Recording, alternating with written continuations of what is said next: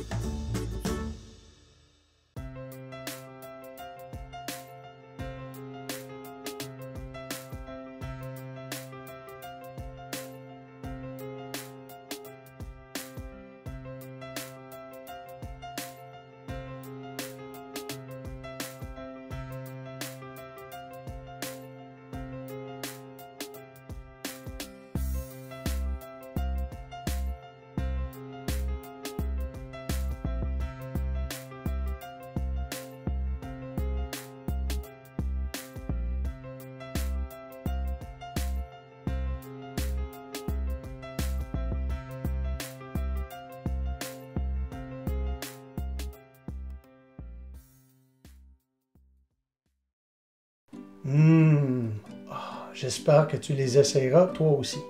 Ils sont absolument délicieux. Donc, pourquoi ces biscuits sont meilleurs pour l'environnement que, disons, la recette traditionnelle? Ils sont faits entièrement d'ingrédients à base de plantes. Bien qu'il soit vrai que la production d'huile à base végétale demande de l'énergie, de l'espace, de l'eau, les produits à base laitière ont typiquement une plus grande empreinte climatique en raison de l'élevage des vaches notamment. En effet, les vaches relâchent beaucoup de méthane par leur digestion, un gaz à effet de serre qui est 20 fois plus capable de capter la chaleur dans l'atmosphère que le dioxyde de carbone. En effet, la production de viande et de produits laitiers est responsable de 60% de toutes les émissions de gaz à effet de serre en agriculture. La recherche démontre aussi que le beurre a plus du double de l'impact environnemental comparé à la plupart des huiles végétales quand il en vient au changement climatique. Si on se penche seulement sur l'empreinte carbone, c'est 4 fois plus important, émettant entre 5 à 9 kg de dioxyde de carbone pour chaque kilogramme de beurre produit. Ça, c'est comme conduire 20 km dans ta voiture pour chaque livre de beurre consommé.